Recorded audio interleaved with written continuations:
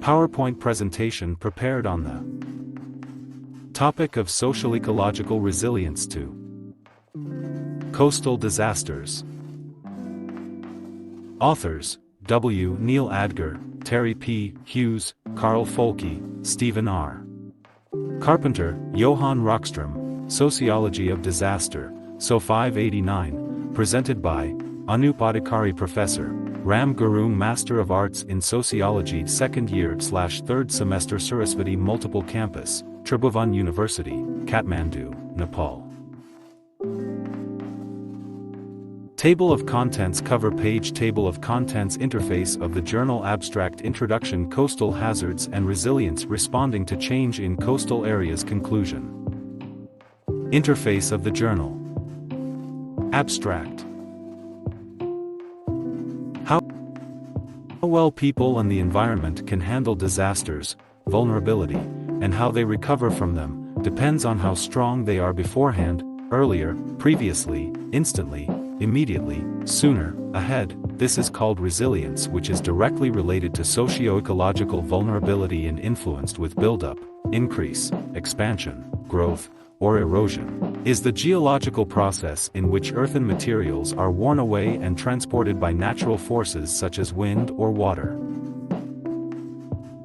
Strong communities and environments can deal with unexpected events and change by using different methods and learning mechanism from them. This is also known as a resilience. Similarly, resilient communities and environments have many ways to adapt and learn from unexpected changes and shocks from disasters and hazards. Management of disaster requires multilevel, proper, various, collective, structured, governance systems that can enhance, develop, the capacity to cope with uncertainty, lack of a clear expectation, and surprise, change from actually expected, by mobilizing, organize, arrange, activate, diverse, multiple, distinct, various, different, several, sources of resilience. Introduction. Human populations are most concentrated, living at, coastal area, also known as the coastline or seashore, is defined as the area where land meets the ocean, or as a line that forms the boundary between the land and the coastline, where many hazards and risks, from floods to disease epidemics, occurs.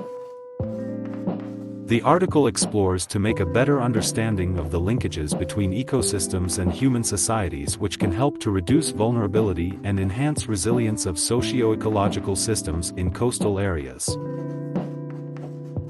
In the article, resilience means the capacity of linked social-ecological systems to absorb disasters, recurrent disturbances, such as hurricanes or floods, and to retain, maintain, keep, hold, save, essential structures, processes, and feedbacks.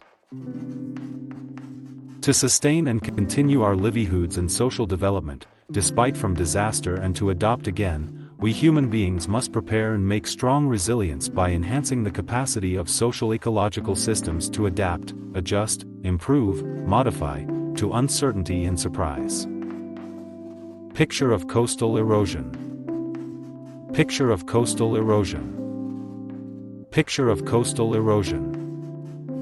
Coastal hazards and resilience. Natural hazards is the part of human history, and the coping evolved, developed gradually, in the use of resources for human settlement was the critical and one of the difficult element. Globally, 1.2 billion people, 23% of the world's population, live within 100 kilometers of the coast, and 50% are likely to do so by 2030. These populations are endangered to specific hazards such as coastal flooding, tsunamis, hurricanes, and transmission of marine-related infectious diseases. The authors has provided the example that, due to climate change and increasing population densities, an estimated 10 million people experience coastal flooding each year by 2080, and hazards in coastal areas often become disasters through the erosion of resilience, which is the consequences of environmental change and by human action. Likewise, authors has provided the example of Florida, Bangladesh and their coping condition at the time of coastal disaster, and also has argued that the economic linkages and the globalization of trade in commodities, goods and services becomes easier to transport, and the global tourism also got increased in those areas. Increased of infectious disease such as HIV, AIDS, malaria and cholera is seen in some of fishing communities, but the support provided by NGOs and government, improved awareness and communication system has helped to eliminate those hazards. Overfishing has created global warming and the quality of water became worse. The writer has blamed that the strategy of government, social system and management frameworks to keep/settle the refugees in coastal areas to sustain in financial terms, also increasing the coastal hazards. The authors has provided the information that the human activities such as rebuilding resilience, by improving water quality and maintaining adequate stocks of herbivores, can promote the regenerative, able to or tending to regenerate, to regrow or be renewed or restored, especially after being damaged or lost, capacity of sea animals after those hazards. According to the authors, present ecosystem is the byproduct of individuals and institutions, so that making of reservoirs, artificial lake to make natural lake, of practices as well as knowledge, values, and worldviews is crucial for preparing the system for change, building resilience, and for coping with surprises to maintain the ecosystem in proper way. Responding to change in coastal areas. The major concern of the research is to transform, coastal zones into the systems that are more resilient and adaptive to avoid the coastal disasters. The authors has reviewed the 2 case studies, Asian tsunami in South and Southeast Asia in 2004, which shows that social-ecological resilience is an important determinant of both the impacts of the tsunami and of the reorganization by communities after the event, and from research on planning for and adapting to severe storms and climate change in coastal zones and on small islands. Methodology used. Individuals and communities undertake adaptive strategies that involve the mobilization of assets, networks, and social capital both to anticipate and to react to potential disasters, and found the result that the political economy of resources causes a vulnerability more which depends on the livelihood of the people. Authors has provided the example of tsunami and earthquake of coastal areas, oceans, in the parts of Indonesia, Thailand, and Malaysia closest to the epicenter of earthquake, which has received little or no warning, and gives the lesson that resilient social-ecological systems reduced vulnerability to the impacts of the tsunami and encouraged a rapid, positive response, and these type of response needs to be sustained for the longer term also, and has provided the importance of mass media. Also, deforestation must be stopped and the proper farming of each resources must be conducted worldwide to stop the disasters of ecology in the social resilience, such as institutions for collective action, appropriate governance systems, and a diversity of livelihood choices are important assets to end the effects of extreme natural hazards and promoting social reorganization. The writers has provided the example of the local knowledge of the people of Thailand who have already prepared to avoid the disaster like tsunami. Similarly, the artificial engineering to reproduce the coral, sea animal, have not become success because of over unnatural activities conducted by man, which includes the bombing in the sea for fishing, and tsunami has also one of the reason to kill those sea creatures, and people must make quality water to re-establish the damage.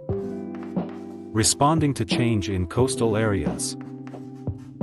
The authors has also suggests that the organizations should not be squandered on simplistic and ineffective reef rehabilitation projects. If that support can be directed to provide ecologically sustainable, long-term employment for coastal communities, to eliminate poverty, and to improve local and regional governance systems, then it will be beneficial for all. The modern engineering techniques and the 2004 Asian tsunami tragedy demonstrates that formal and informal institutions with the capacity to respond to rapid change in environmental and social conditions are a key to mitigating the social effects of extreme natural hazards. We must focus on governance systems, from governments through to local marine and land tenure systems, needs on sustaining and enhancing the sources of resilience of societies and their life-supporting ecosystems rather than attempting to reduce, to eliminate, inherent change and variability, the conventional engineering approach to control nature. The authors has provided the example of Hurricane of Caribbean, Cayman Islands, Trinidad and Tobago, over rainfall, climate change and its impact on coastal ecosystem. To manage the situation overcame from hurricane, changes in the rules and governance of hurricane risk, change in organizations, establishment of early warning systems, and promotion of self-mobilization in civil society and private corporations has helped a lot. Authors suggests that social learning, the diversity of adaptations, and the promotion of strong local social mechanisms for collective action can enhance resilience and continue to guide planning for future climate change also. Institutional reform, economic policy, traditional form of agriculture, lack of using of pesticides, controlling of poisons and chemicals from modern industries, maintaining population growth, plantation of trees, reformation of governmental rules and regulations, changing norms and values regarding to environment loss, elimination of destroying natural resources and controlling the unnecessary activities of human can save ecosystem, which helps to promote resilience to present day hazards, also buffer against future risks and controls climate change. Conclusion. Building resilience in coastal regions is urgent because 2/3 of the coastal disasters recorded each year are associated with extreme weather events and climate change of Earth, sea level rise and the global environmental change has also impacted a lot. Decreasing of greenhouse effect must be implemented to avoid the coastal hazards and disasters. We can found that many social-ecological systems has been eroded, destroy, spoil, waste, particularly in vulnerable, marginalized societies in the name of resilience but has not become effective. Socio-ecological resilience must be understood at broader scales and the incentives for generating ecological knowledge and providing the information that can be done through governance system is essential. Multilevel social networks are crucial for developing social capital and for supporting the legal, political, and financial frameworks that enhances sources of social and ecological resilience. To save the environment, authority are required to do more interactions and cooperation. Centralization and decentralization not only helps to eradicate natural disasters. The authors finalizes that, improved, strong leadership and changes of social norms within the organizations are required to implement the proper governance system of coastal social ecological systems and there is no time to waste for the improvement process of ecosystem.